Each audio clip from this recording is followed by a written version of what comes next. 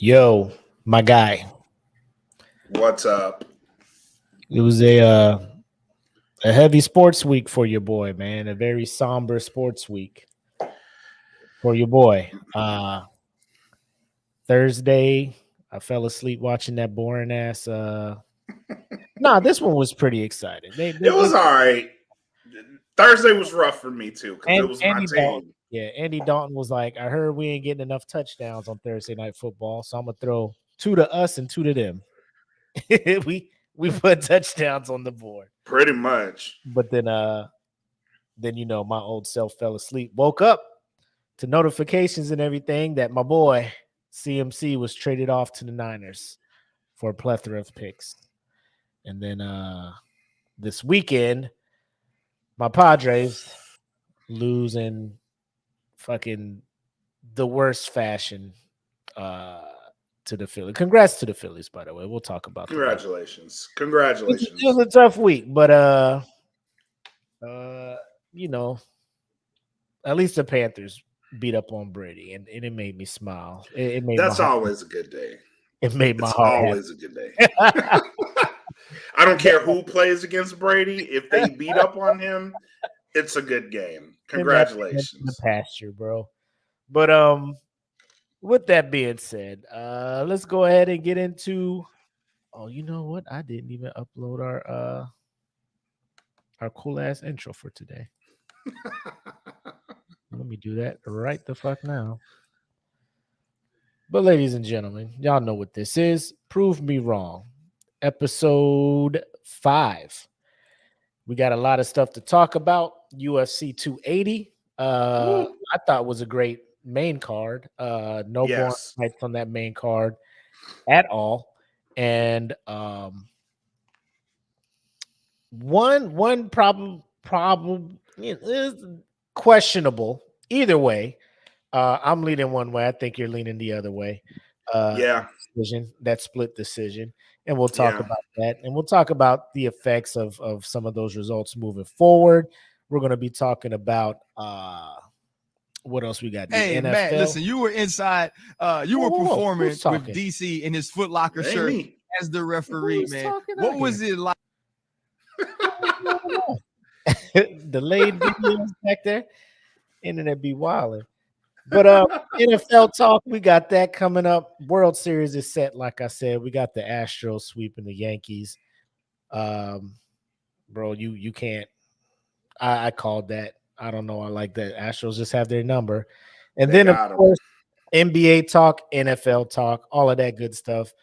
I think the intro is ready. Y'all know what it is. Prove me wrong. Episode 5. Let's get it.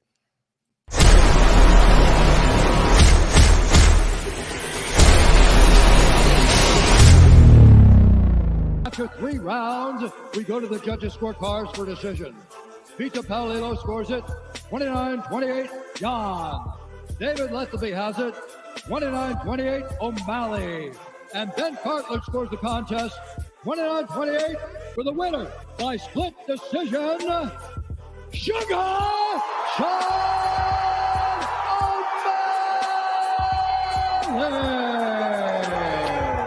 44 seconds of round number 2. Declaring the winner by TKO and still the undisputed UFC welterweight champion of the world, Aljamain the Master Sterling. Holy man. Knocked out from the cushion.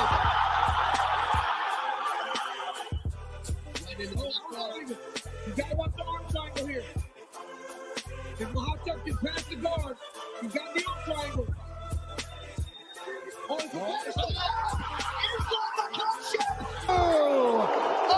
Undisputed UFC lightweight champion of the world, Islam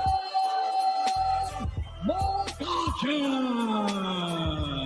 Bryce Harper signed that mega deal to come here. He had visions of having a huge hit to send his team to the World Series. He's one win, and in this case, one swing perhaps from the World Series. Harper hits one in the air, left center field, back it goes. Harper, the swing of his life. It is bedlam at the bank as Bryce Harper has put the Phillies on top. His 10th career home run in the postseason.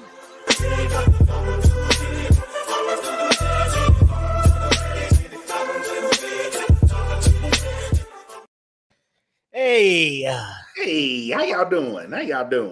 Hurt my heart making that highlight reel. But I'm good, bro. I'm good. Monday night, football is starting up. Bears and Patriots, if that's your bag. If you got some fantasy implications on that, that's all good. I do not. My man Pickett made sure that I stood no chance in our smoke pit league. And DK Metcalf getting hurt in the first quarter, Amon-Ra St. Brown getting hurt in the first quarter. Like, bro, my just injuries. I'm just like, man, y'all just sit y'all asses down somewhere, bro. Maybe I might have scrounged up one win in my 4 leagues this week, but it's rough out here. It is. Like, I think rough. I picked up a stud on the waiver wire. I'll be like, fuck yeah, I got his ass. And then, like, shit don't happen. Or motherfuckers on the bench go to fuck for me. And I'm just, it's frustrating, but I do it every year. I don't know why. I just keep coming back to this bitch every year. You want to know what's messed up about my fantasy teams? What's that? They're all virtually the same. And the only league I'm 5-1, about to be 6-1 in one of these leagues with virtually the same team. The other leagues, I'm under 500. It's so weird to me. Is it the scoring? How the scoring is set up or something? One league I'm in. No, because the scoring's all the same. One league I'm in, I get a whole point per reception. I didn't even know. Like, I was up by, I forget how many points. It was week 2, and old buddy had Stephon Diggs that Monday night when he went the fuck off against the Titans. I'm like, bro, I'm up by like 30. This dude can go to fuck, but I was just like, why does he have so many points? Like, he just has 7 catches and fucking however many yards. Oh, each point. I think it's the matchups. Yeah, I think it's what matched up. I just don't be looking. I just assume when I see PPR, it'd be like half a point per reception. Right. Because then you get motherfuckers who get Cooper Kupp, who gets like fucking 17 catches a game and shit, and he goes to fuck off. But that's neither. And apparently it's been like that for years. So I'm just slow as fuck, apparently. I've won that league twice, by the way. Just, I don't know. Just to piss the people off who are in that league listening to this. Like, I got 2 of them things. I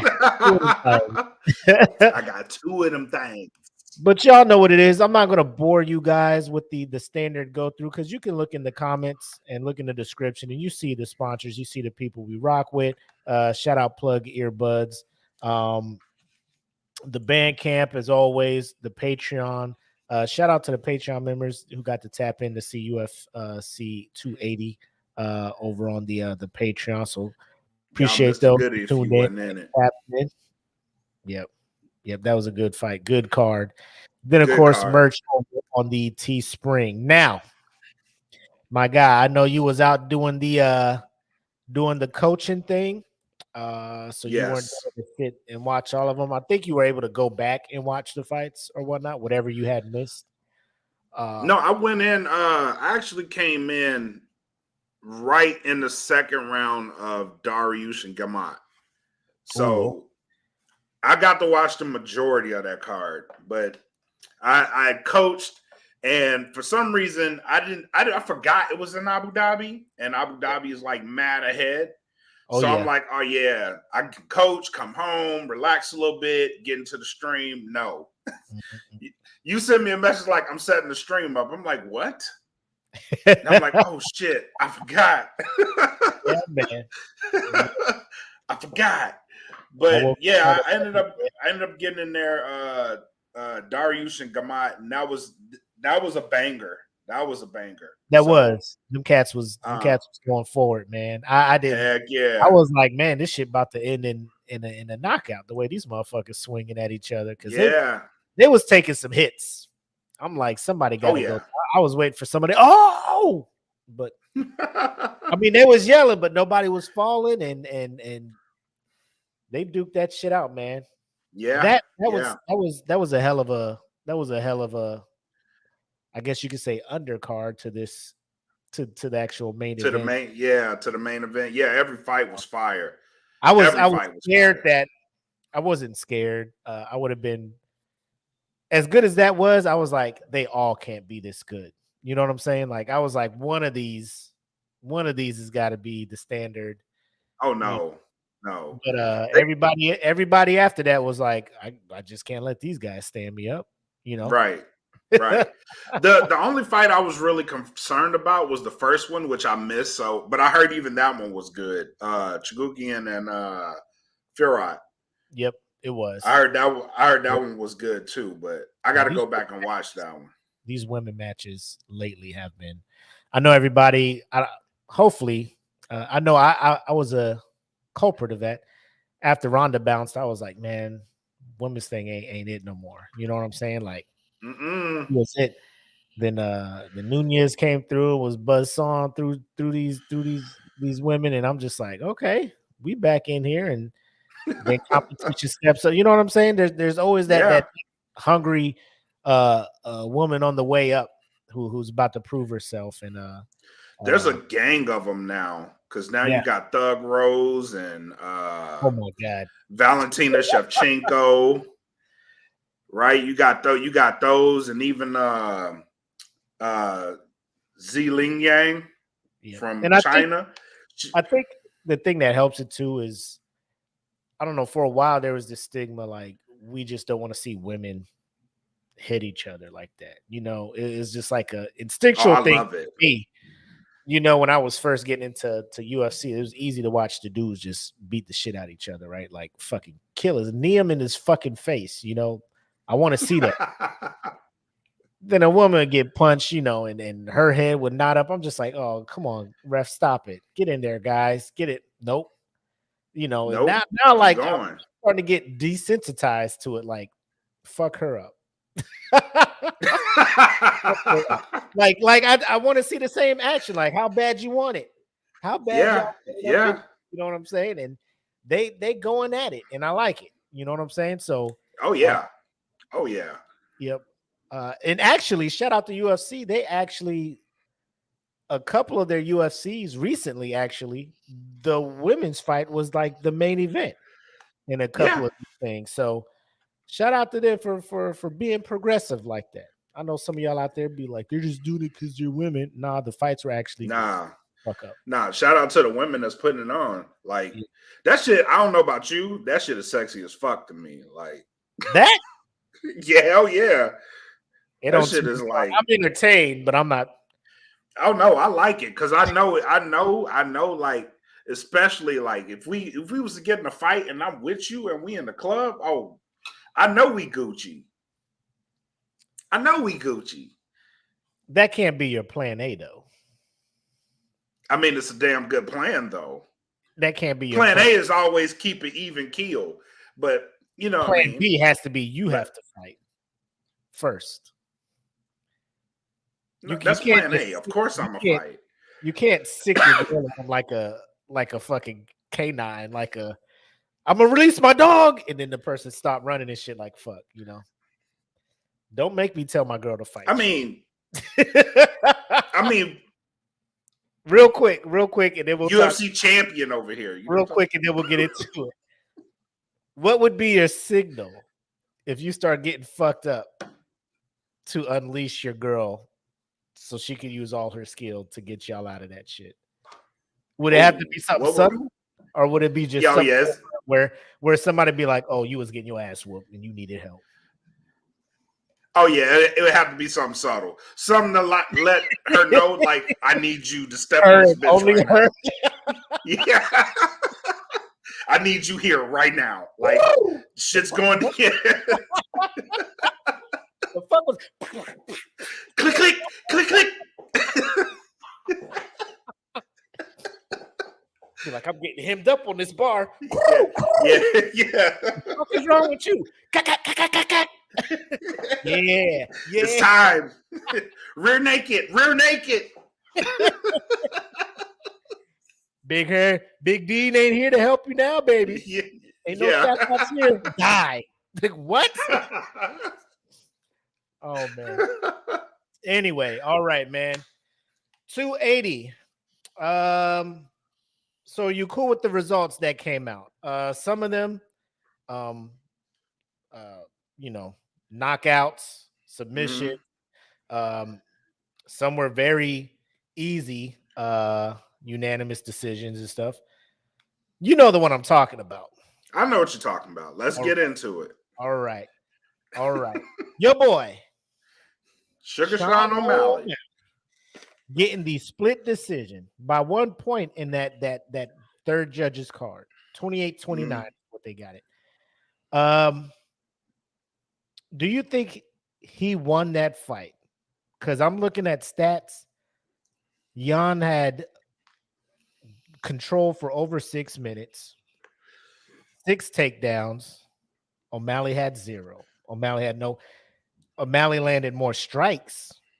Do you think that strike he landed on Jan that had him leaking like a fucking old school 5-ton? Yeah. Do you think that was what swayed the judges? Because even though he was leaking, he was still taking O'Malley down and controlling him on the ground. So I'm thinking like if the cards were 29-28 unanimous for Jan, I'd be like, okay, cool. I just felt like unanimously Jan would have won that. I'm feeling like your boy Dana is propping your man trying to push him up. And I don't disagree with that, but I also in the fight business, boxing and UFC, right?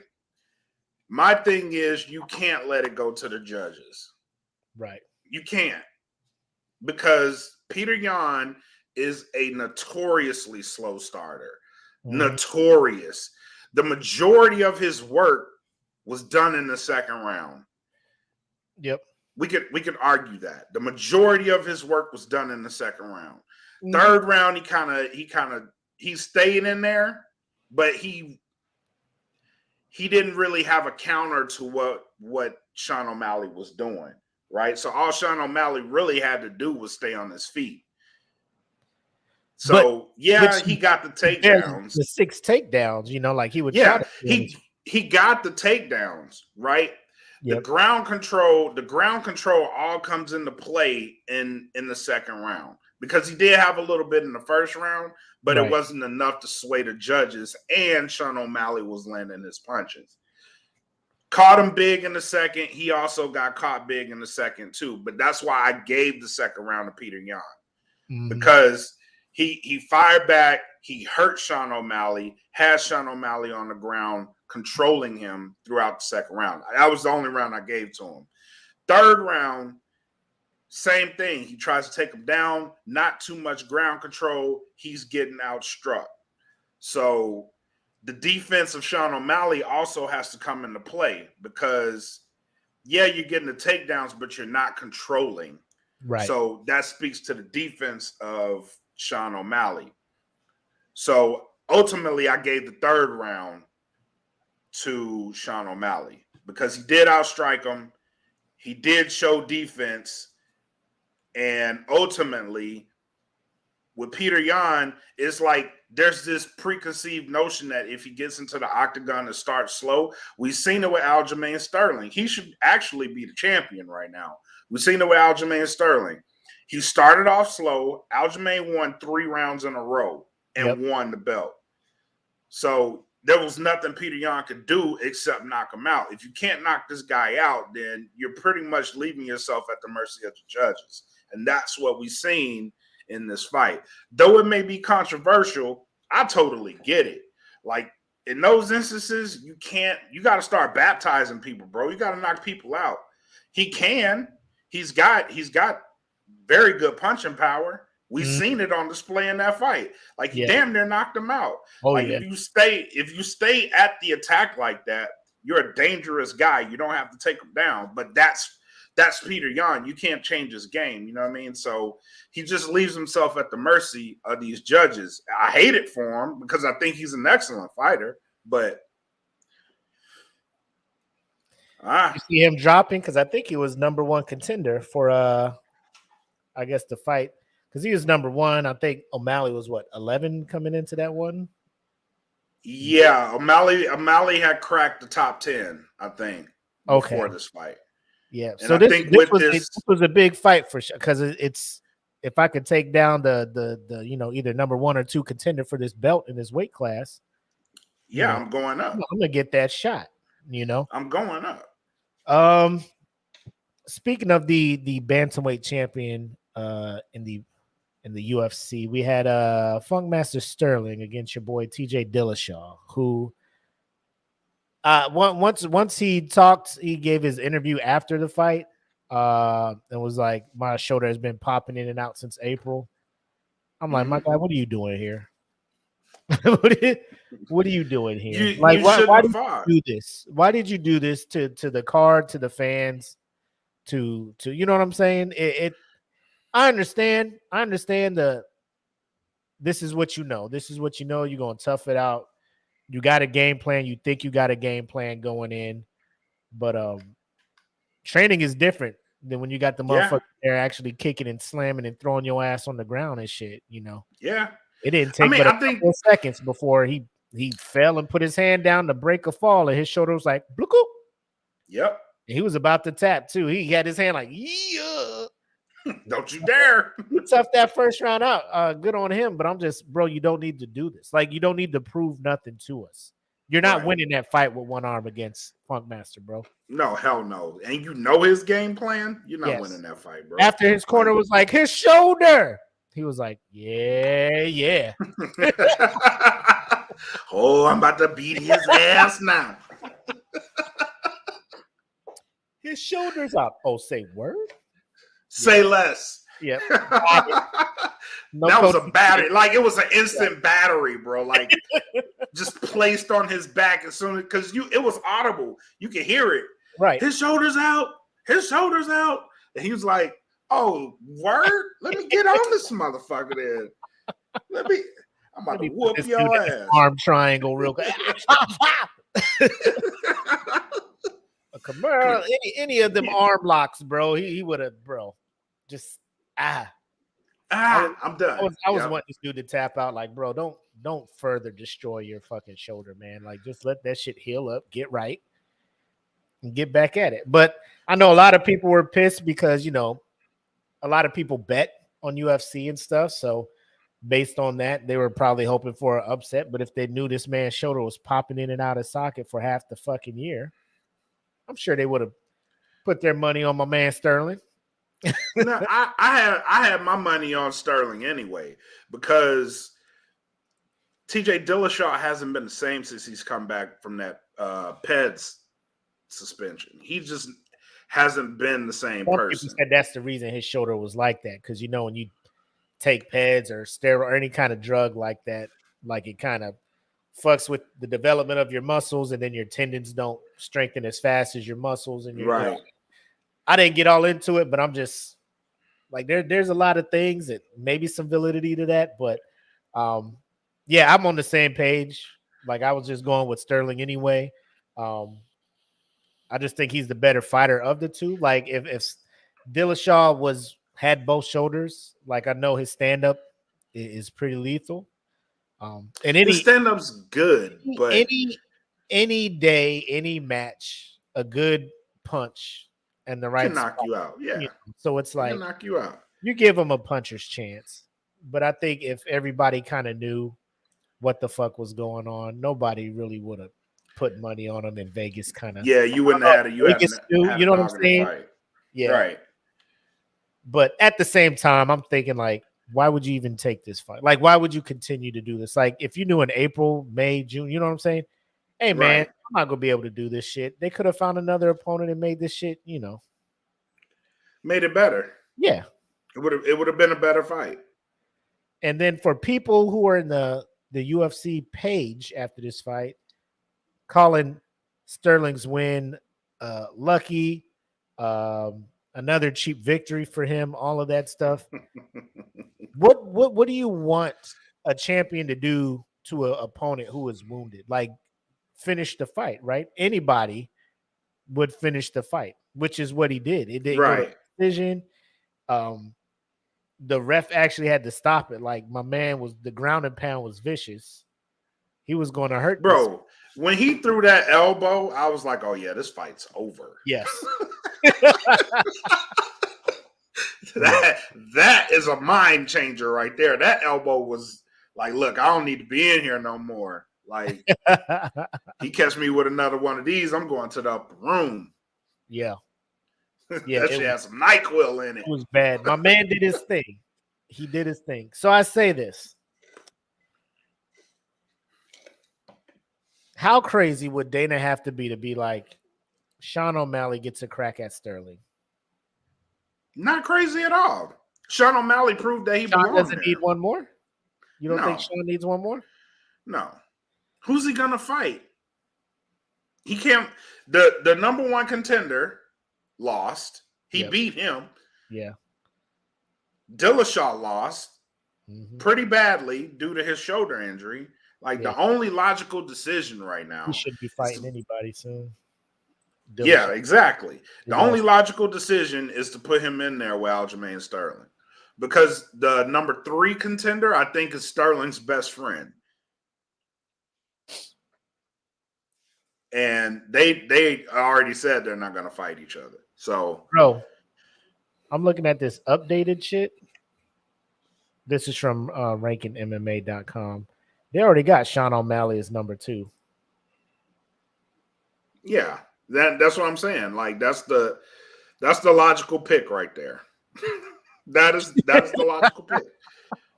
Peter Yan is 3rd. Marlon Vera is 4th. Dillashaw is 5th. God damn. That's a fucking jump, my B.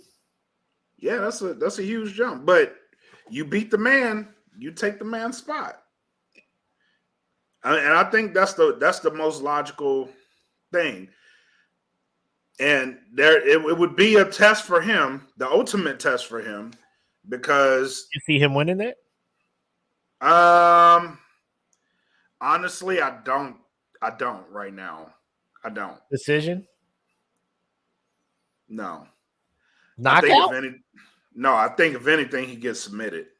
Oh, okay. Because Funk Master, listen, for everybody listening, Funk Master is not shit to play with, bro. Like, for real. He ain't shit to play with. That motherfucker grabs you, he will choke the shit out of you. and that's just the way it's gonna go, because you ain't gonna have no other option. Don't get it twisted. Funk Master, even though Dillashaw was hurt, that ass whooping was coming. Yeah. Cause that dude don't play around. Like he was gonna get your ass whooped one way or the other. Yeah. Which leads us to our main event. You got Oliveira and Islam in there. Gotcha. Man. I don't like, people been saying Charles was dealing with some stuff physically. Could have been. If he was, it didn't matter. You shouldn't have got in there with your boy. It didn't matter. Some people just look hungrier, man. Like when he was walking out to the ring, and I'm just like, bro, just look at his camp. His camp is full of dogs, bro.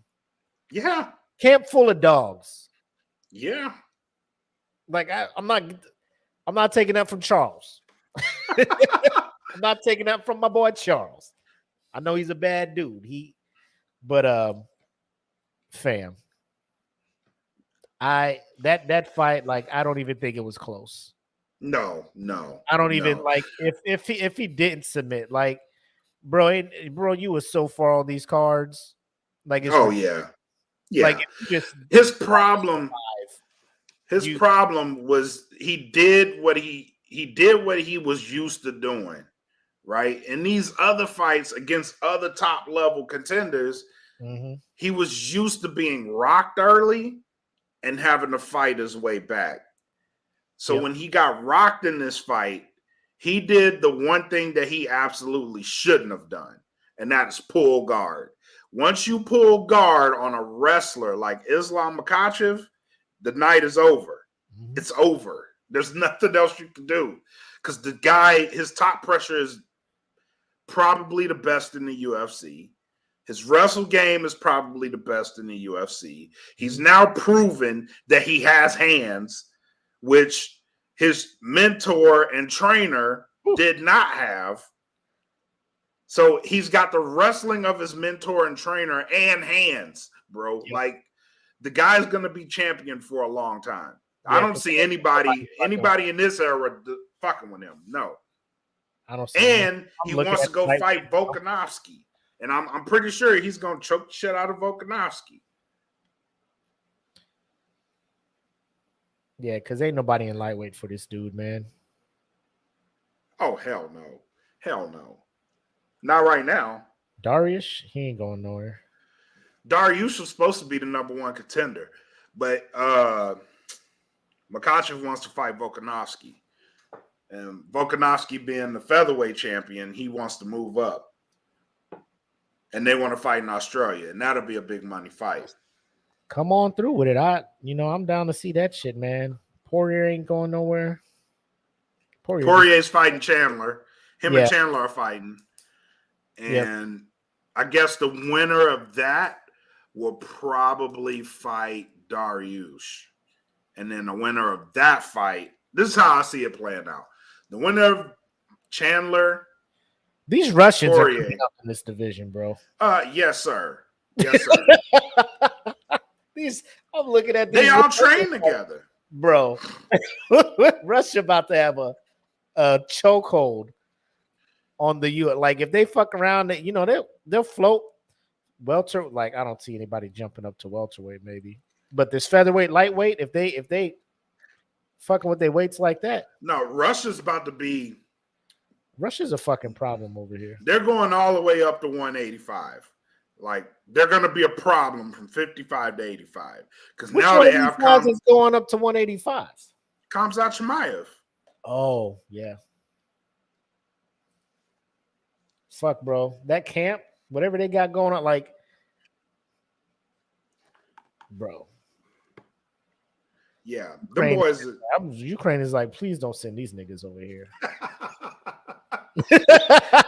let them do that shit over there. Do that shit over there. Please, no. For the love of God. All right. So I think we kind of talked about the effects, especially in the bantamweight.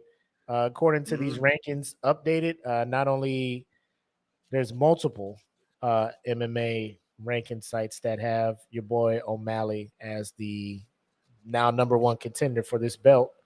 So that should be a fight that is up and coming. Hopefully soon. Sticking with combat sports, and then we'll get into the other stuff there. You wanted to talk about, and we kind of predicted it. I think it was our first episode. The Spence and Crawford fight. Obviously, now Crawford has picked up a fight in December. A boo-boo ass fight. But his reasoning was, since Spence got a fight this year, I need to get a fight in this year to be ready. That's bullshit, bro. I'm just like, that's bullshit. Word, that's what we saying. Yeah, that's you already fought. I need to fight too to stay fresh. Like, oh, okay. Who's your opponent, bud? Some random motherfucker. Don't worry about that. Yeah. Just know I'm some fighting random guy.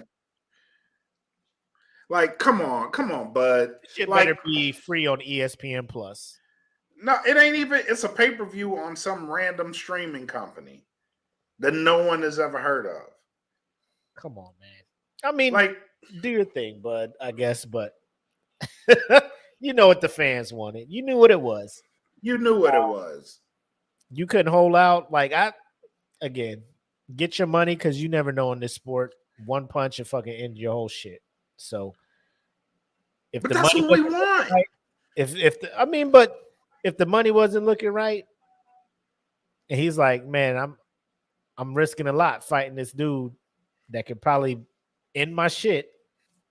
Ask Roy Jones about that shit. He was on top of the world. Tarver was just like, hey, man, you ain't going to be on top forever, man. So just get it out the way. It's easy for you to say you ain't the one whose lip going to be dragging on the mat. AKA Roy Jones Jr. I mean, in all honesty, in every combat sport, like, you're not going to be the top dog forever. You're not. So when the opportunity presents itself for you to fight the man, fight the man. Get the money, get the bag. He wanted that extra fight under his belt. All he wanted was that extra fight, and then he's like, after I get this fight, then I'm gonna fight my boy. That's such a built-in excuse, man. Bro, it is how soon would this fight happen? Because if you fight in December, you're not. If you fight in December in 2 or 3 months, because you got to do the promotion for that shit. You got to now you got a whole new contract you got to figure out, right? Depending on the result of the shit. You know what I'm saying? They're not gonna fight, bro. They're not gonna fight. You don't see it happening at all. I don't see this fight happening. Based off what just happened. That fight ain't gonna happen. If it does, we're gonna get the Mayweather Pacquiao treatment. This fight will happen 6 years from now when no one gives a fuck about it. Don't put that in the universe, bro. Bro, I'm just telling you, that's how it's been operating. Don't do that to the boxing fans, man. That's how it's been operating. We need a legit, serious, both these cats in their prime. Let you at your top game, I'm at my top game. Let's get the people what they want. It don't work like that in boxing, bro. I know. It don't work like that. They made it sound like that's what they wanted, though. And that's the thing. It could be what they want. Don't say that if y'all know that's not really what it is. It could be what you want. It could be what everybody wants. Have we gotten Tyson Fury versus Anthony Joshua? I think Joshua's scared of Fury. We haven't got that fight, right? Joshua's like, we ain't got that fight. We got Joshua versus a random Mexican that ended up whooping his ass. You know what I'm saying? Like, this is what we got. Joshua's just now like, I don't know, Tyson? I don't know, man. I don't know. We didn't get Joshua versus Fury, Wilder. No, we didn't. You didn't get that fight. That's what I wanted first before Fury. I wanted that fight too. I wanted that fight bad. I knew Fury. I knew Wilder was about to get in there and punch his head off. I knew that was gonna happen. We ain't getting that fight. We never getting that fight. You know how much money that fight would make? Man, massive. Do you know massive numbers that fight would make, bro? I think that would break Pacquiao Mayweather. It probably would. If they fought. I'm not even fucking joking. I'm not even. No, you're not sarcastic. If they fought and they fought in the UK, this would be the biggest fight ever. Yes. The biggest fight ever. Yeah. Because UK would hype the hell out of that. They'd hype that to the masses. And then plus you got America on board with Wilder. Like, that fight would be massive. But it ain't going to happen because Joshua ain't taking that L. You can wipe that out your mind. when he's like, this is what being knocked out feels like by him. Nah, I'm cool. I just saw what he did Saturday. Nah, with this much extension, I can't. Off the back foot, I can't do it. Nah, we ain't doing that. You saw that one in the first round where made my move on the couch. I was like, I'm glad I wasn't watching. You know, you can watch this shit with the Oculus shit. Mm-hmm. I'm glad, bro. I would have shit my pants, bro. Just God damn. Need new draws. Need new draws. I'll get out the room real quick. But damn, that hurts my heart, man. That this fight will probably not happen while they are in their primes. You know, they'll be, because the more fights they take, the more any given fucking fight somebody will catch them. You know what I'm saying? I know who ain't ducking. I know who's not ducking it. It ain't Errol Spence. Ain't Errol Spence. Yep. Well, we read what was the reports? Like it was something with the contract or something. Maybe he's just had to find the loophole to be like, I ain't trying to fight this dude. I don't know. And I get it. Like I said, make your money. If the money ain't looking right to you, I mean, it's your well-being on the line. Do your thing. But boxing really just needs a fight like this to get it back in the good graces of people, because like we just saw the UFC, man. It's just like, hey, hungry dude coming up, you got to fight him. Ain't no ducking. It is what it is, you know. But boxers like their money, bro. Yeah, boxers like their money. They ain't going nowhere. Moving on to these ball playing sports. Like we were talking about, World Series is set, my guy. We got the Philadelphia Phillies, the 6th seed, the last team to crawl into the playoffs on the National League side, going up against the number 1 seed in all of not all of baseball. I think that was the Dodgers, but in the American League side, the Astros are no slouch. They have not lost a game yet this postseason. Initial thoughts. Well, first of all, let's just talk about the heartbreaking thing of the Phillies beating the Padres. My take, and then I'm gonna just leave it alone. Bob Melvin fucked up in game 5, or actually game 4. We were up 4-0 top of the first.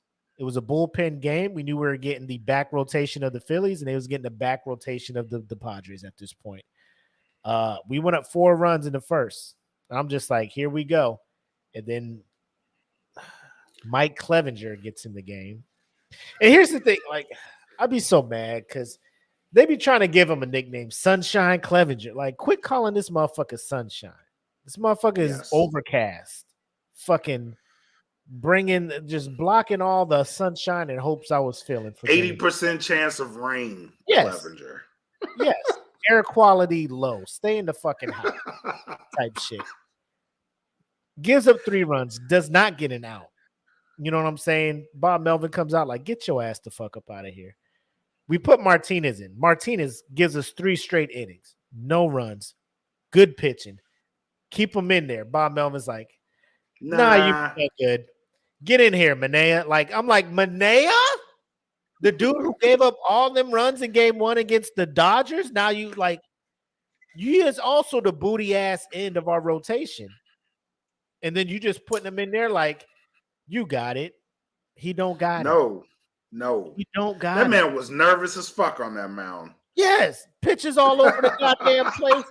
The Phillies was like, I don't got it. He was nervous as fuck. Phillies just get up there and they just don't swing. It may look like it, don't swing. And this motherfucker was walking everybody like it was a fucking dog walk, like it was a fucking runway show. Walk. I'm just like, this is fucking it.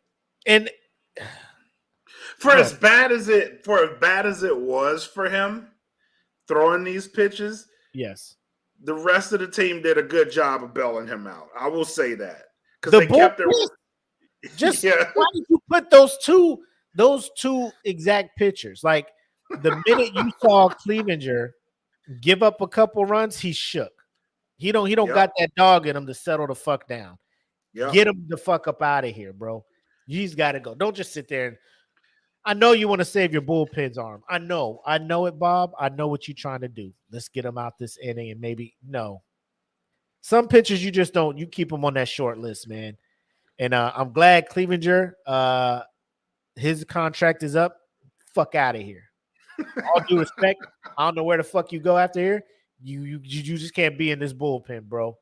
Manea, you can't be in this fucking not bullpen, not in this rotation. Fuck out of here. In the bullpen, the motherfucker was hiding in the playoffs. I think they scratched his name. Chris Matt. I know your ass in there. You've been blowing fucking games too. Oh my God. I was so mad. And then game 5. We're up 4-3. Bottom of the 8th. 1 man on first. Bryce Harper, the hottest fucking hitter in the postseason, in baseball right the fuck now. Right now, yes. This man has been slapping home runs, base hits, extra base hits, all series. Yep. You don't give him the Barry Bonds treatment from 07? You Nope. don't give him the you ain't even looking at a pitch, intentional walk. Nope. And then that way you got a forced play at any base. Third, second, or first.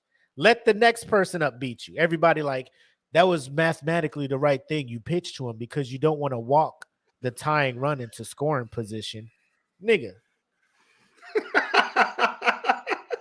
Bryce Harper just walked himself as the lead runner into scoring position off that whack-ass pitch you threw him. Like those foul balls he was getting before that home run, I'm like, bro, he's locked in on this pitch, bro. Oh, yeah. You trying to pitch that fastball to the outside. He locked in. Don't do it. Now I'm going to do it. I'm going to do it. I just did it 2 times in a row. He's not looking for it for a third time. Surely he's not. Damn. That's him looking behind him. I hope he don't hit it. I hope he don't get it. Oh, he got it. That's straight. That's straight out. Straight in the middle. Straight in the middle. Fuck. My heart, bro. My heart. I was like, how do you pitch that, man? Like, how did you do? I don't even know who's batting after Harper. I'm just like, it ain't Harper. You're right. It ain't Harper. I let that motherfucker beat me. Ain't gonna be this motherfucker beat. But it is what it is, man. Like, my heart was hurt. I was right. I mean, it was a hell of a season. Nobody was expecting that shit. Yeah. And you got the Dodgers out of there. So yeah. I mean, we took down some Giants. We took down a couple 100-win teams, man. Mets, Giants. Nobody expected us to beat Mets and the fucking Dodgers. Nobody expected us to win those. It was good to win those. Felt good. I wish I could have went to one of them playoff games, but we'll see what next year brings. I know Tatis comes back in the June, late June, maybe early July when he's done with his. And I'm rocking my Tatis jersey, man. I don't care what nobody say. Oh, he's a cheater. I don't give a fuck. Baseball needs shit like that. Baseball needs who feeling themselves, swag like, bro, if you hitting home runs, you got some swag, you stealing bases, you throwing people out, like, talk your shit. The casual like, I'm the fan that baseball wants, but baseball fans don't want. You know, if that makes sense. Yeah. Like Major League Baseball, like, oh, black people? Shit, yeah. And then real baseball fans are like, no, Aaron Judge has the real record because he didn't. I'm like, shut up. The fuck up. Y'all know who that record belonged to. That's just me. I'm like, boy, this man about to put the Giants on his back to a World Series by itself before the Angels were like, wait a minute. Nobody else on the Giants can hit. Man, walk this motherfucker in this people out. When you put that kind of fear into people, because Aaron Judge didn't do that. They was pitching to Aaron Judge like, man, sit your bitch ass down. Man, if you throw this bitch down the plate or anywhere near it, it's gone. Speaking of that, welcome. Yankees are out. Aaron Judge, free agent. He was getting booed by the Yankee fans.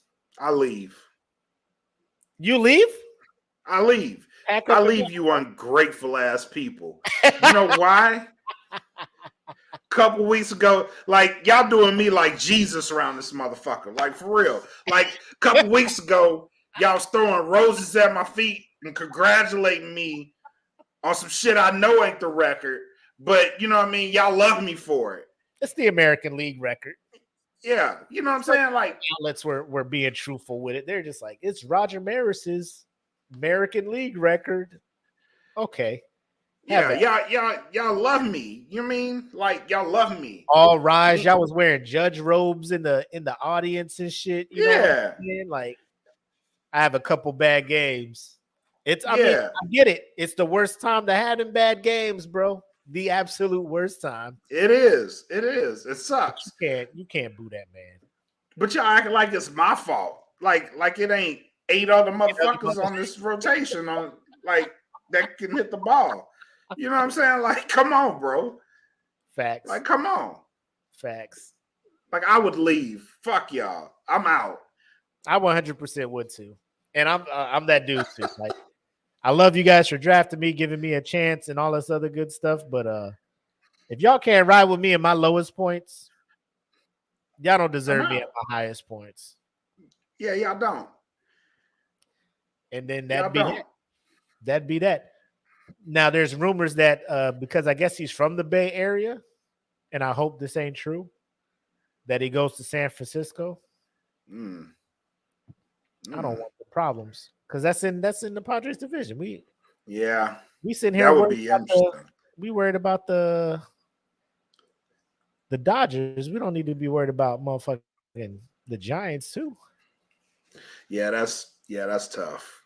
That's tough because that's an immediate boost for the Giants.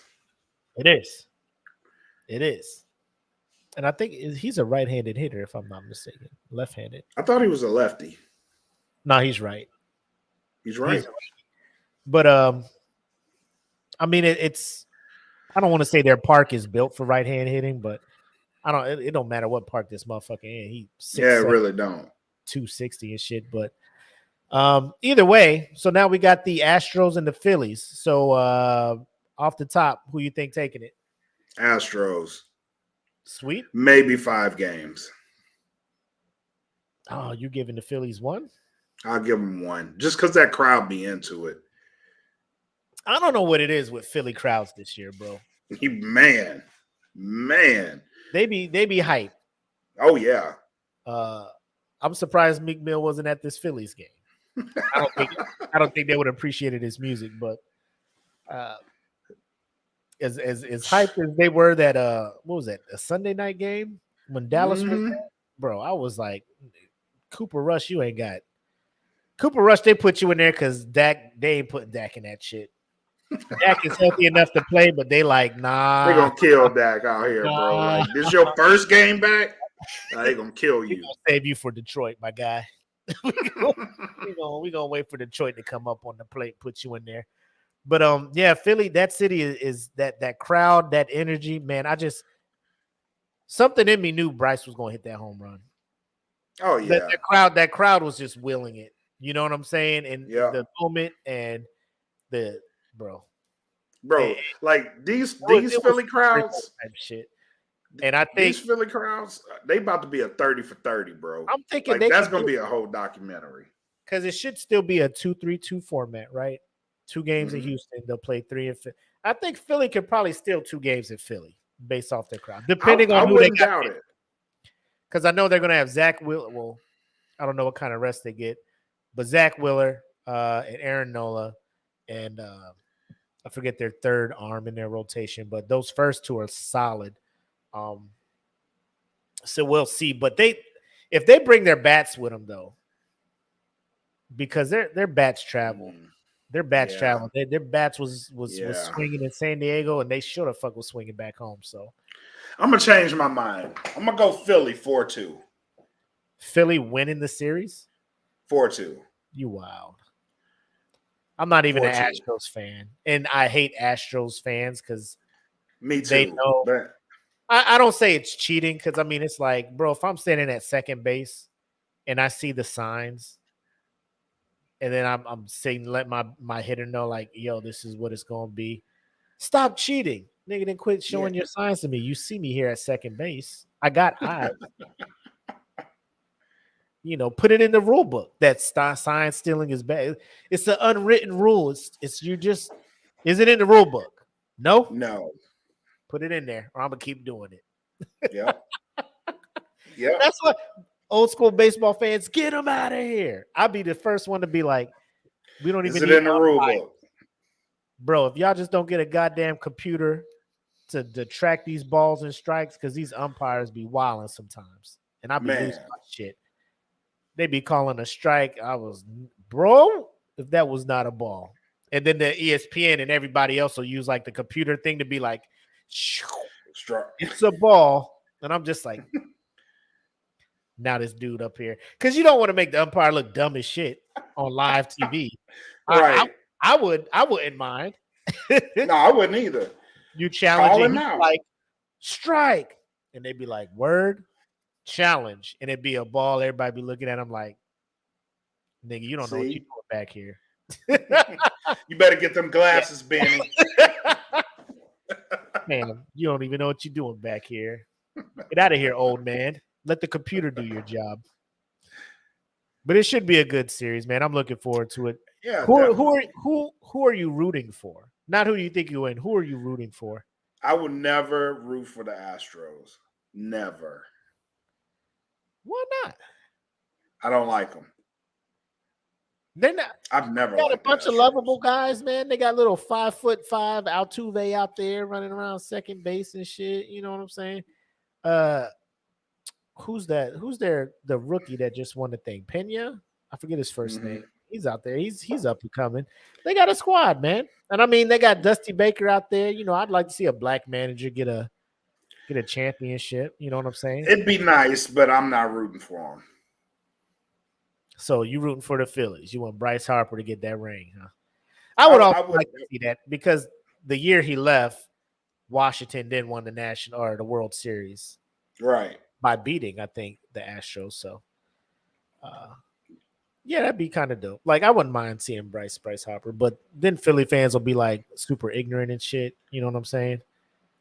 But it is. I mean, it's a catch-22. When your team ain't the one winning, other people get to talk shit about their team winning. So it is what it is. Yep. All right. Next up. Has Father Time caught up to Tom Brady? Ladies and gentlemen, if you have not seen the game yesterday, I was already wearing my all black for the funeral that was going to be the Carolina Panthers that day. Losing their best player, interim coach, third string quarterback coming in. Tom Brady and them coming off a loss to the Steelers. I'm just like, these boys about to be on it. Turns out lie detector determined that was a lie. Yeah. Tom Brady looked so out of sorts. Like, outside of the one bomb he threw to Mike Evans that he just completely dropped. He just looked like he wasn't there. The Bucks looked like they weren't there. Their running game, Leonard Fournette couldn't do shit.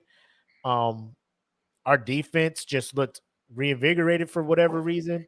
Shout out to Deontay Foreman and fucking Chuba Hubbard.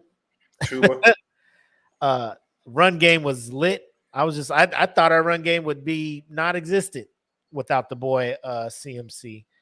No, so PJ Walker actually throwing to DJ Moore. He was actually catching passes down the field. You know what I'm saying? I was just, what?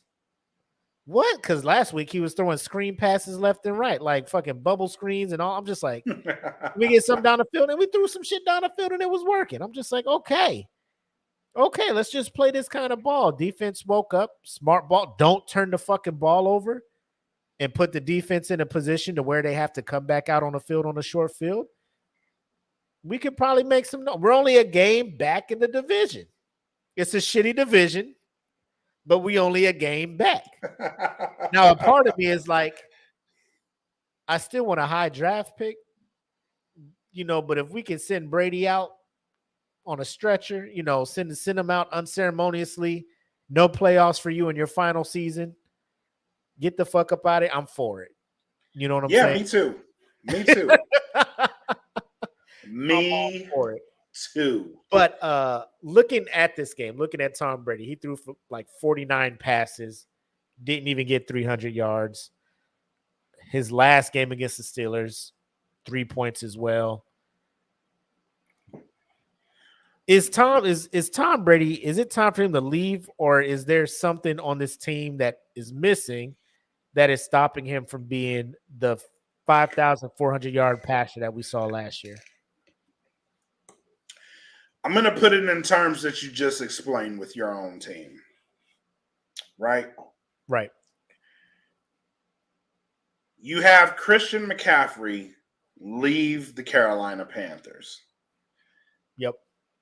And everything immediately got better in that one game. Granted, it was against the Bucks, who have been having their own struggles. Yep. Everything immediately got better. And it's because they had to figure things out. They had to figure out what type of team they want to be. So they tried everything. Turns out it all worked. So now you have something to build on. Tom Brady, it's time for him to go because he is the Christian McCaffrey of that team. You're so used to running a style of offense with him that he's not there anymore. It's not there for him anymore. Father Time has caught up to Tom Brady. It happens. Right. Is it a sad thing to see? Hell no. I love it. You had your chance to bow out on top, bro. Yep. You had your chance. I love it. Let it keep happening as long as he's there. But it's time for him to go. So you don't think it's Todd Bowles? You don't think it's Byron Leftwich, offensive coordinator? No. Byron Leftwich was there last year. Oh, no, it wasn't. Was he in Jacksonville? No, Byron Leftwich. Oh, yeah, he was there. Offensive coordinator ever since Bruce Arians took over. Yeah. So he was there last year. It's not his fault. It ain't the play calling. It's the performance, the execution. It's just they're not there. Do you buy his offensive line being banged up is leading to a lot of this shit? That can be a cause of it. Yes, that can very well be a cause of it because now you have to shift guys over. They have to build that chemistry. Yeah. They have to get used to that position, and all the things that come with it. That could be a very big part of it. But this isn't anything that Tom hasn't dealt with before. Right. You've been in the league this long. I'm pretty sure you've had these problems before. Exactly. You've overcome it. Exactly. It's just now you're older. You're not as spry with it. The only thing that he really does have left in his game is his IQ and his mechanics because his mechanics are there. Everything else is pretty much trailing off at this point. So, granted, that one pass he threw to Mike Evans was an absolute dime. That was a dime. I was looking at it. I'm just like, and here we go. Yeah. 2 minutes into the game, second play of scrimmage. He was like, whoa. And I was just like, oh, that's cool. You would drop it because you're on my fantasy team. So you would Mike Evans. Thanks, man. It makes sense. Yeah, I appreciate you, dumbass. Quick question, though, because a lot of people have been saying it on sports TV today, sports talk, that if Mike Evans would have caught that pass and they would have scored on the second play, the game would have turned out way different. Like momentum, all that shit. They would have rolled over. They would have rolled over the Panthers. It would have. It would have been way different because the life came out of that team, and you saw it. The life came out of them when you dropped that ball. Here's my thing: you're such a good if you ran that on the second play, why would that one drop deflate you for the next 58 minutes of the game? Tone setting. And it's only because I coach that I know this. The tone changes, right? So if you get that, then now there's a confidence there that you can build on. Not getting it sucked the life out of them because it's like, oh, you were supposed to have this and you don't have it. And it's like, okay, now we got to work to get back there. And they just never got back there. Yeah, I don't know. Like, I would want to buy it, but I'm just like, you had Carolina pinned back there. They punted it back to you. You had pretty solid field, and they just couldn't move the ball for whatever reason. They never got back there. 49 passes because the run game wasn't doing shit. Right. I'm just like, it was a combination of things, right? So that drop pass, it hurt them and it helped Carolina. Yeah. Because Carolina was like, we can't let this shit happen again. Yep. So, and they didn't let it happen again. It was just it was that easy. Facts. Moving on to another GOAT. Has Aaron Rodgers been exposed? And by exposed, I mean if he doesn't have a legit number one receiver, he ain't shit. When he took over, he had Greg Jennings, who was in his prime, who was like top tier receiver. He left. Jordy Nelson kind of filled that void for a bit for him. Jordy Nelson was so underrated, bro. That back shoulder, the chemistry between Aaron Rodgers and his 1A receivers, the timing and everything, exceptional. He's always had like a safety valve. His Randall Cobb, and I think Randall Cobb bounced and went and like played for the Cowboys for a couple seasons or whatnot. But he always had Devontae, and then he developed chemistry with Aaron Jones to be like his safety valve of check down. Right. Devontae's gone. Aaron Jones is still there. Aaron Rodgers does not look like Aaron Rodgers. He does not. They lost again. Third loss in a row to the Washington Commanders, led by Tyler Heineke. Terrible.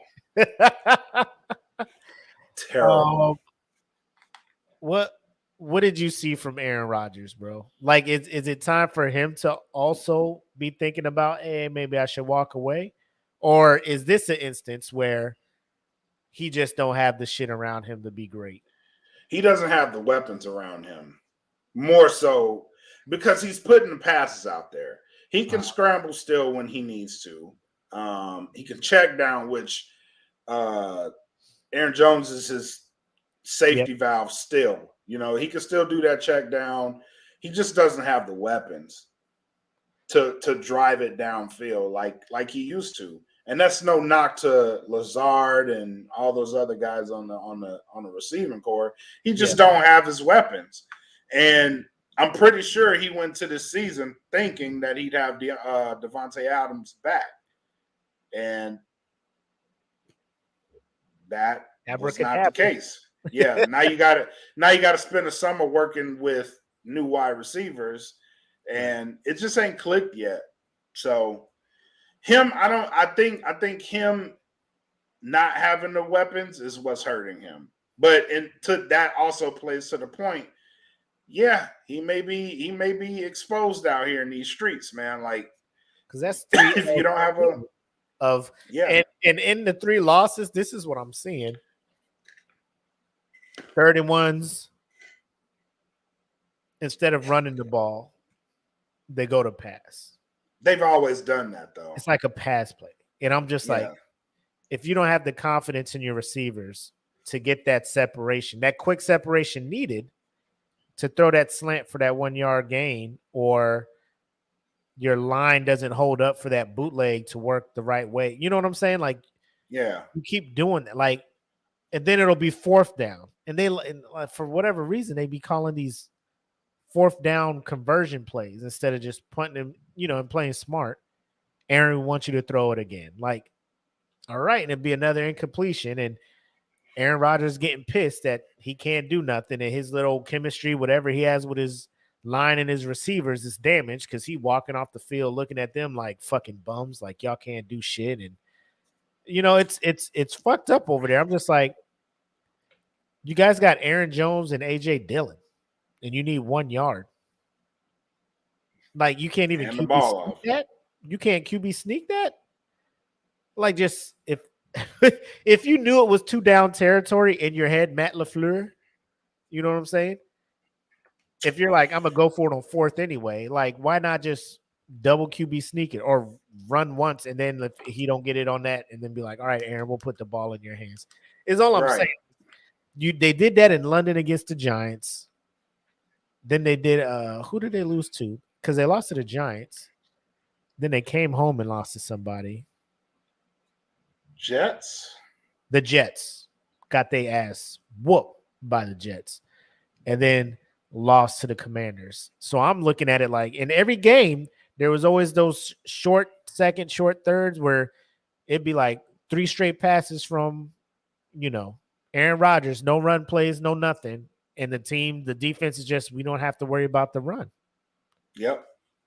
Aaron Rodgers throwing fucking 40 passes a game and shit. Like, I know you got the arm talent to do it. Maybe you get to that point where you need to mix in some runs, bro. Yeah. You are at that point. Yeah. Y'all gotta be a heavier run offense. You have to start running the ball more because the passing ain't getting you there.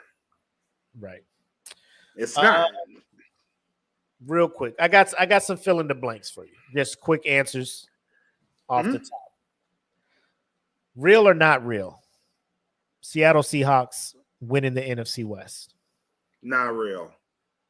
Who do you have winning it? Right now, even though they all look booty right now. They all look booty, but right now, I would say Arizona may come out of the West. Because Hopkins coming back? Yep. That was a fucking shot in the arm. Yeah, because that offense is I think the defense scoring those 2 touchdowns helped them out too, but they were moving the ball better because they was not scoring they were held under 20 every game this season or whatnot. And then Hopkins came back and it was like all right. Real or not real, the Giants will win the NFC East. Ooh. You know what's funny to me is that is probably the best division in the league right now. It is. I don't know. I don't know if that's real or not real because right now, because the Eagles are undefeated, they would have to beat the Eagles, right? Do you see them beating the Eagles? I don't know. I don't know. What's your gut telling you? What's your gut telling you? On paper, at it. The Giants are good this year, man, and it's wild. They're winning. They're winning sloppily, but I will say, it don't matter if you win by an inch or a mile. Winning is winning, and that is what Brian Dable has them doing. And that win against Jacksonville yesterday was as garbage as win as possible. They just do what they need. Dug it out. But Jacksonville's actually pretty good this year too, though. They're just in a real shitty division that they can possibly make some noise. I think Tennessee is waking up, but Jacksonville has a shot. All right. I'm gonna say not real. Only because Philly is making me believe. Okay. 2 more. So trade deadline comes up, I think November 1st. Mm-hmm. So who should be selling at this time? Who should be selling? Yes. Well, we got a trade today. The Jags dealt a running back to the Jets. Robinson to the Jets because Breece Hall season-ending ACL. Yep. I think the Jets should be selling Elijah Moore. They should sell him. I'd say get what you can for him. You can upgrade. Like, why the fuck nobody throwing me the goddamn ball? Man, he's good too. I was a second-round pick, bro. I was a second-round pick, and y'all ain't use it. Fuck y'all. I get why he had a great rookie year. He did, but he's not getting the ball. I would say shop him. So all right, so he's on the shelf. He's available. Who should buy Elijah Packers? Moore? The Packers. That's the first thought came to my head too. Aaron Rodgers would move earth. Yes. To get that motherfucker. So here's who I was thinking as well. I think the Saints should probably start selling some people and get a quarterback. I think Kamara is just as valuable as what CMC was. Y'all could probably get a haul of picks for that dude. I mean, it's one of them things where that's the city loves him. He's a dangerous weapon, versatile. It's a business move. Yeah, it's no hate. You know, it's not like he's not producing. There's possible legal stuff, but you know, nowadays in the NFL, everybody has some shit on him. I would probably put him up and maybe Michael Thomas because Olave looks like he's the dude that's just like, I'm the guy now. I would like to see Michael Thomas stay. Don't be healthy, bro. This is true, but it's an emotional pick for me. Like, I'd like to see him stay. So if you had to pick one, it'd be Kamara. You'd be willing to part ways with? Over? I wouldn't want to part with either of them, but if I had to get rid of one of them, it probably would be Kamara. I think the NFC South is just get your picks, bro. Yeah. Because like San Francisco is, I think they have like 4 picks next draft, and they're all compensatory. It's just San Francisco will be watching the draft being like, hey, that pick was ours. That could have been ours too. That could have been ours too. Yep. But CMC did look good for him yesterday. The few plays they had him in there. So did you hear they were trying to shop CMC to the Rams? Who? The Panthers? Yeah. He almost went to the Rams. Bro, we was selling to whoever was fucking buying, bro. I didn't think they would send him to the Niners because I didn't think the Niners had the draft capital, because I didn't think the Niners would give every fucking thing they had left in this year's draft. I thought they'd be like, we can't. You know, we already gave up fucking 3 first-round picks to get the dude who's not playing quarterback right now. Yeah. The difference between San Francisco and LA is a 4th-round pick. No, it's a 4th-round pick. No, the desperation of the Niners being like, here, take it. Yeah. Rams were just like, we ain't doing all that, player. Like come on, man. Like, what else you got? Sold. My dad's car. Like the dude that I got my granddaddy's watch right here. My wife's wedding ring. It's at least $250. Like, Jesus, bro. Like, it's an old family heirloom. It's not even jewelry, it's an heirloom. The deed to my grandfather's house. What? But yeah, man, it's wild where you just it'd be that one extra thing, like how bad y'all want them. Yeah. Because the Rams is looking, shit, we can't let the Rams do it. Here's a 4th round. Yep.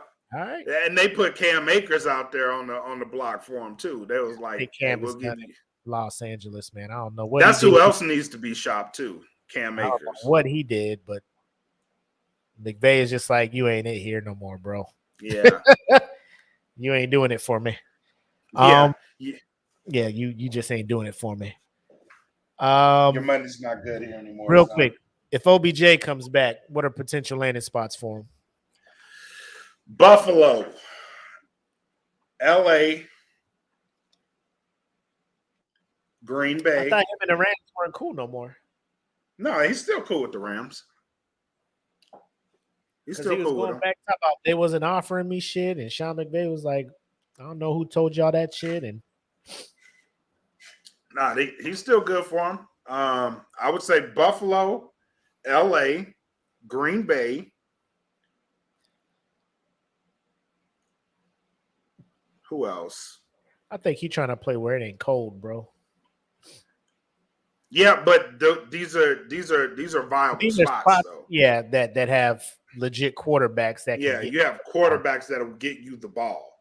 Yeah. You know what I mean? So I'm saying Buffalo, Green Bay, LA, Kansas City, and maybe Kansas City.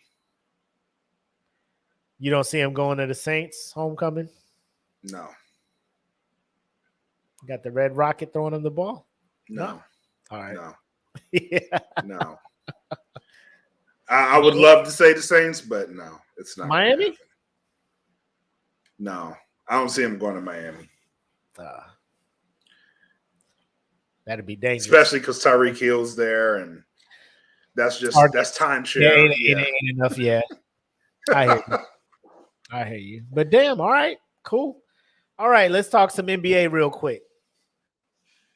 Help me out, bro. Lakers 0-3.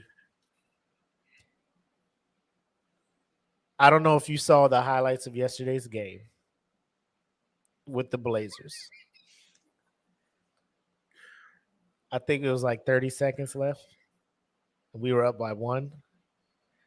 Russell Westbrook was coming down with the ball. It just in transition pulls up from 17. Bricks. you can see Anthony Davis and LeBron James be like,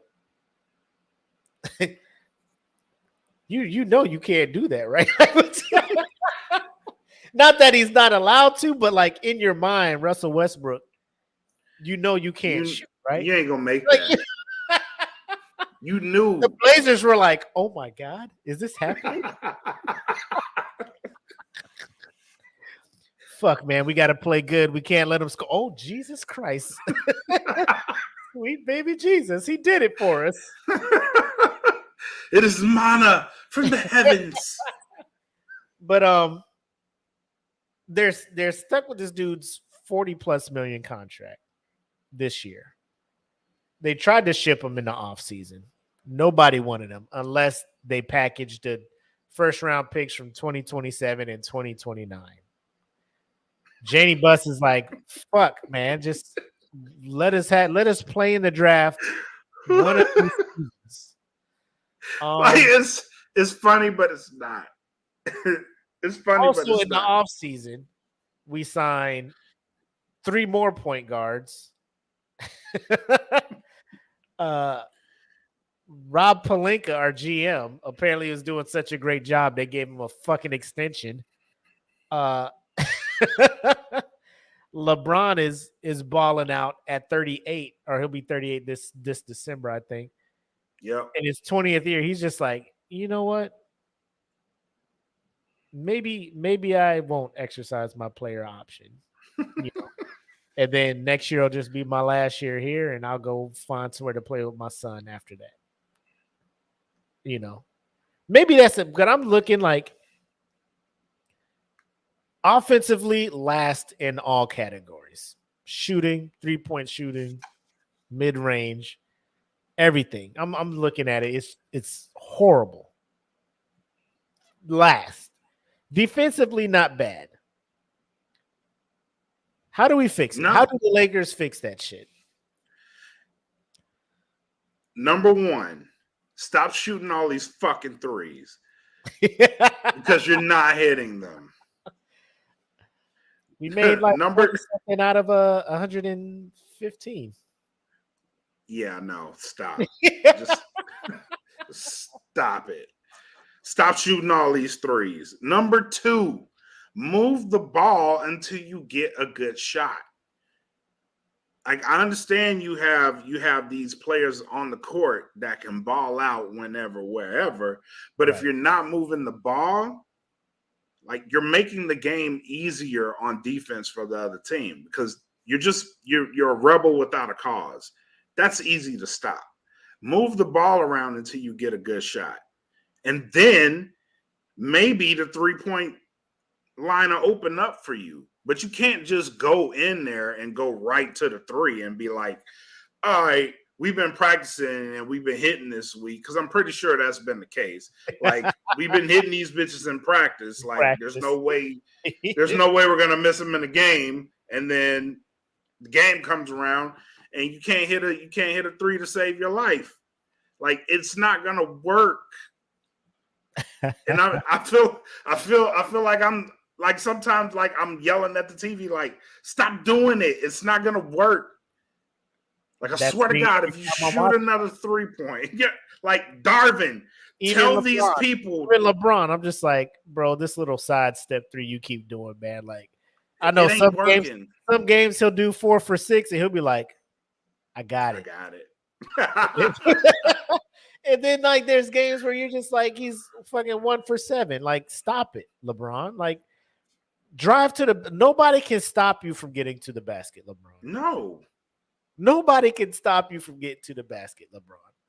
Go to – like, I don't know if mentally it's low-key like that Ben Simmons shit. Like, if they found me, I have to shoot free throws, and I'm like a 60-something% free throw shooter, I'm not good. Right. I don't want to choke the game away that way, so I'm going to just shoot this – fadeaway jumper or this side step 3. But I agree. Like, they should be a very mid-range in the paint scoring team. Yeah. 3 should be only on occasion for the widest of open of people who in their career are shooting over 30% from 3.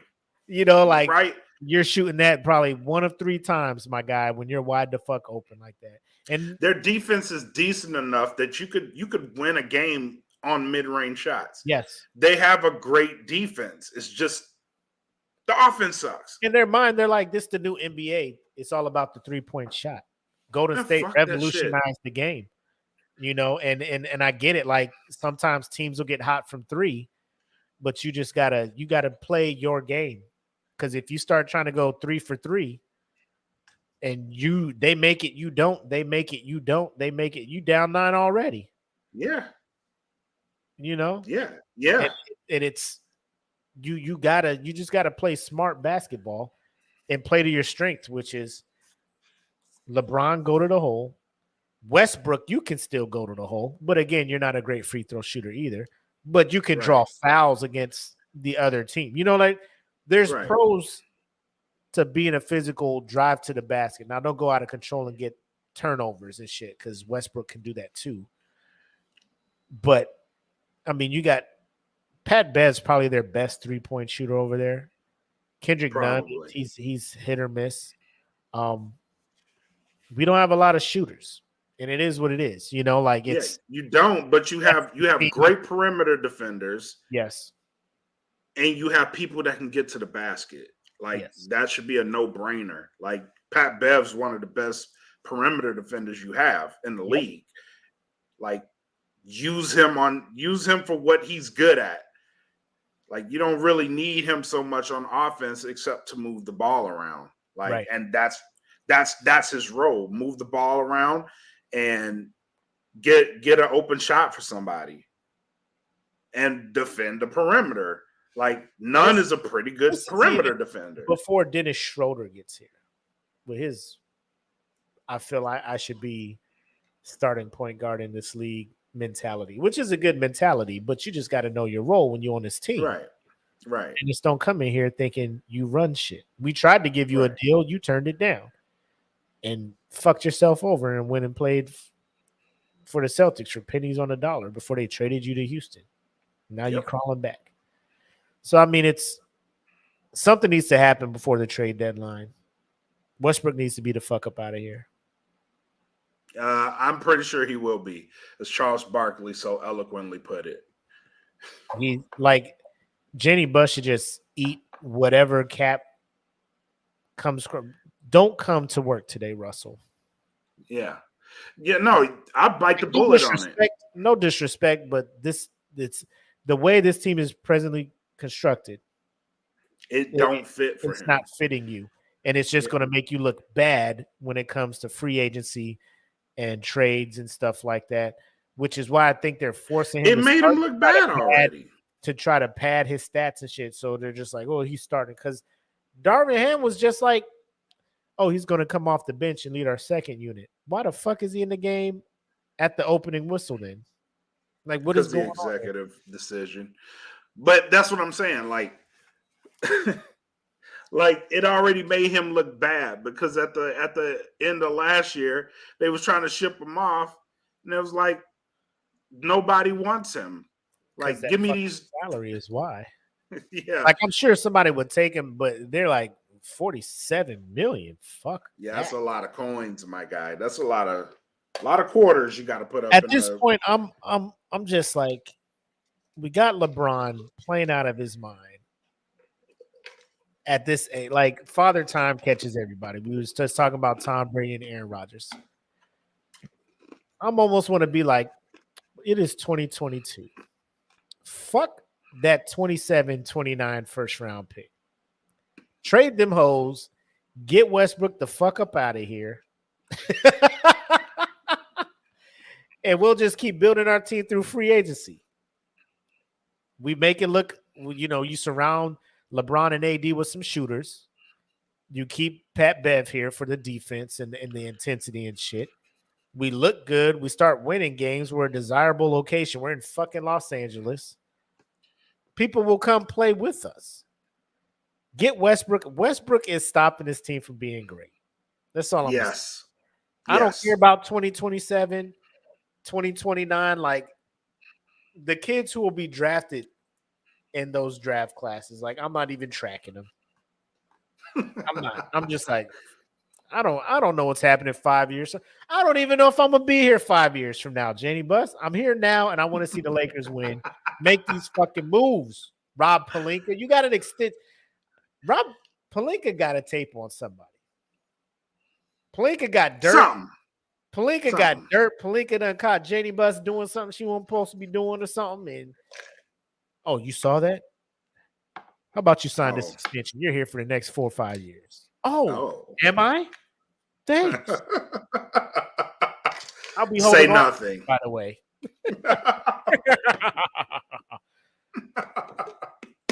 Oh man. But no, some of the surprises though. I'm looking at the Utah Jazz, who I thought was going to be in a rebuilding phase. They're 3-0. Portland Trailblazers out here 3-0. Sixers 0-3. I was shocked. Ugly. I was shocked. I still think Bucks and Warriors will probably meet in the finals. I'm still big on the Warriors are going for sure. They're going for sure. Bro, I saw that Laker game. I was like, these boys cold. Like it without cheat code. Without there's no beats missed at all. Like y'all was just gone. Code. Y'all was just gone for 4 or 5 months. Y'all just come back like y'all, everything's the same. Okay. We back. Draymond the punch Poole in the face. They come back. They come back in sync. 4-year extension. Wiggins extension. Clay and Steph already extended to the max. I'm looking at their salary cap. Draymond got to be looking at it too. Like, what's left for your boy? Is he still thinking he a max player? You think he would walk away? You think he would walk away from the Warriors if they couldn't give him max money? No. Okay. But he's not the only one in that boat. A lot of players are going to be up for discussion at the end of this year. So if somebody offered, how much would you pay a year for Draymond? A year? Like what kind of contract would you give him? Say you're going to sign him to a 4-year deal. Like how much per year are you willing to give this man?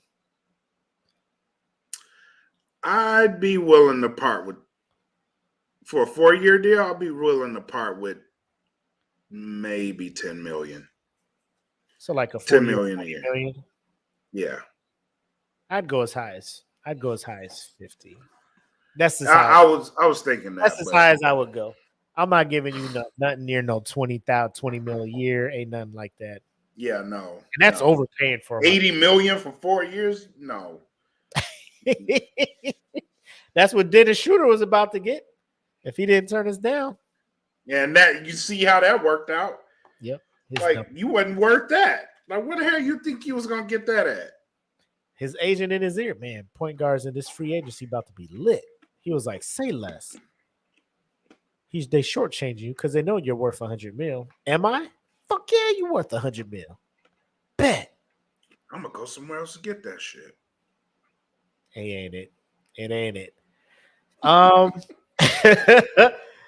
But yeah, man, let's start winding this down. Final shots and thoughts, man. What you got? Thank you to everybody, all the patrons that came out and watched the UFC 280. Yes, sir. It was a dope event. Look forward to doing more of these. Stay tapped into the sports, man. Been a dope show. It was a good show today, man. Yeah, just tune in, tap in, like, share, subscribe. If you're on the YouTube, follow us, stay in tune. Oh, shout out to the YouTube people too. We finally hit 100 subscribers. So yay. Cool. And yeah, if you're listening to this Google Podcast, Spotify, Apple Podcast, just make sure you click the follow and notify for new episodes, all that good stuff. And if it's possible, because I know some podcast streaming sites don't do it, where you can rate the podcast. If you can, 5. give us a rating. 5 stars. 5. 5 stars, por favor.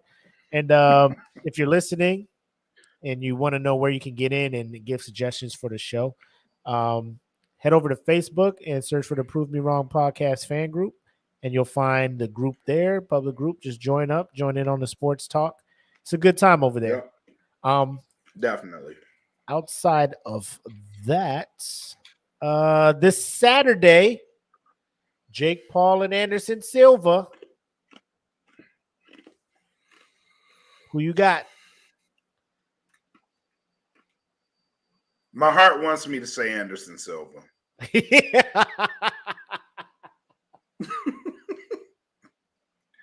My heart desperately wants me Who to you say got? Anderson Silva.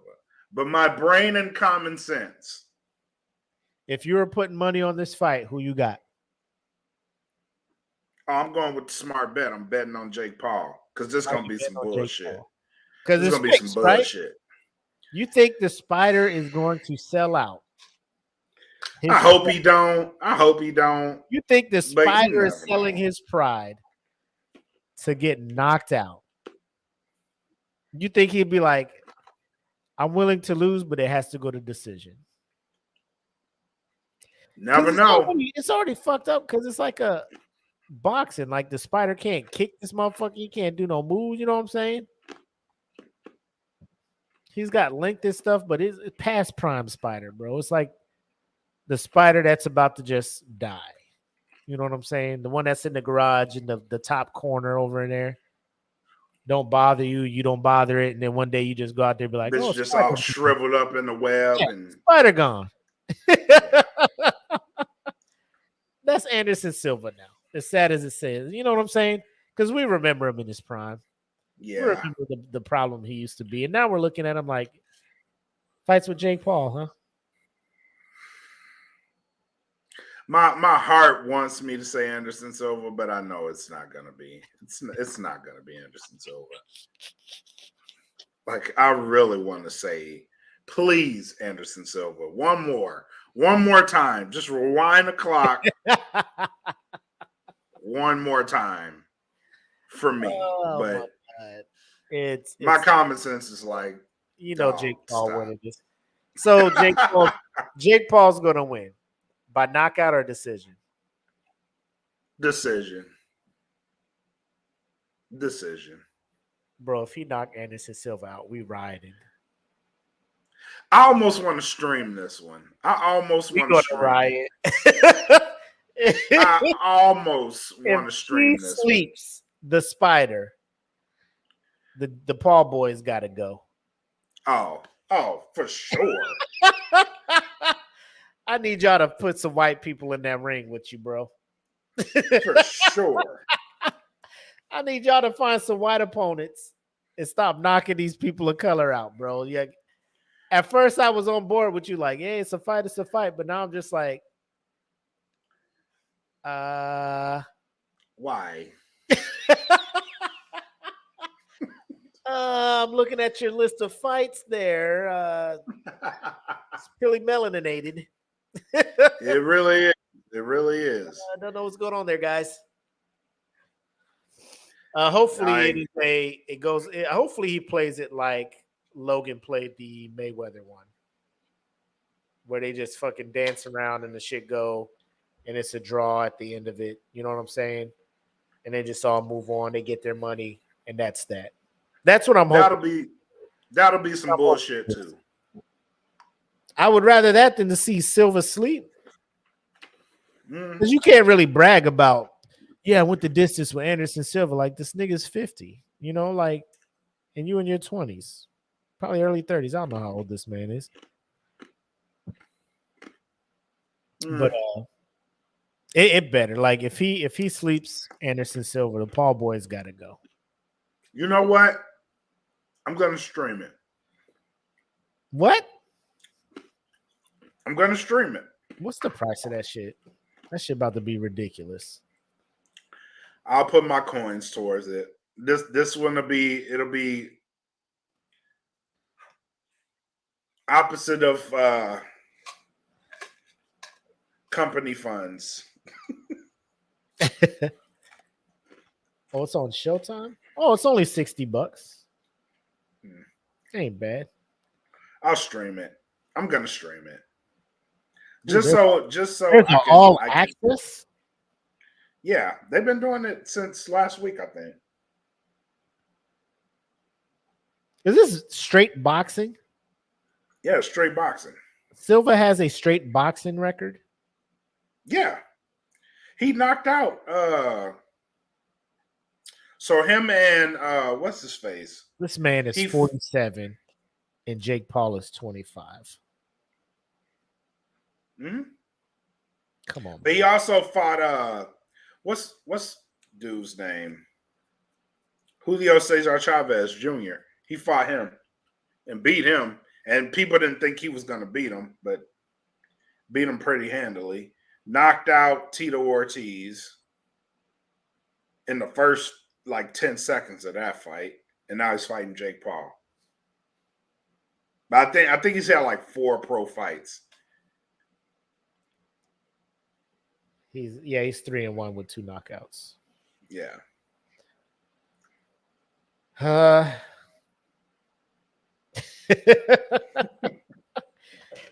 Oh, it's gonna be bad. It's gonna be bad for the culture, bro. Yeah. I feel it. I'm still gonna stream it. I'm gonna stream this one. All right. Hey, I'm gonna stream and live react to this one. For the boy. Come through for the brand, baby. Y'all heard it here. I'll stream it in live react. I want to see history be made. Jake Paul taking his first L. Tune in. Patreon exclusive? Oh, definitely. Definitely. All right. Y'all heard it here, man. Y'all want to see that fight this Saturday.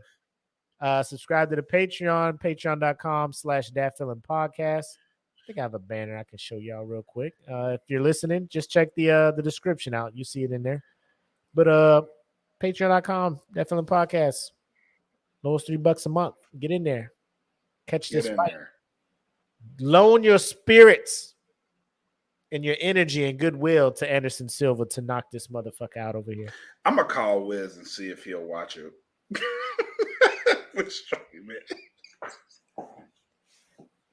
You know he finna be drinking too.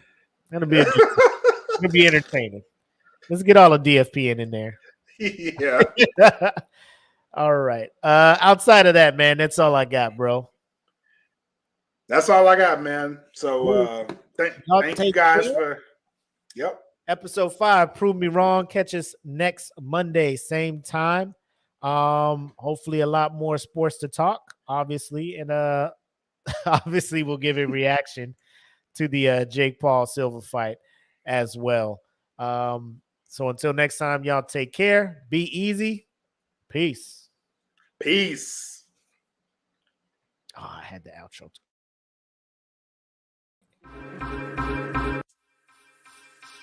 I know those eyes,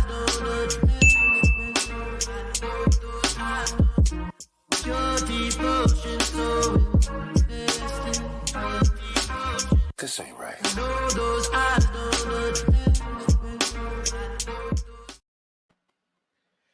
Phew. Good show, man. Nice. Good show. Yep.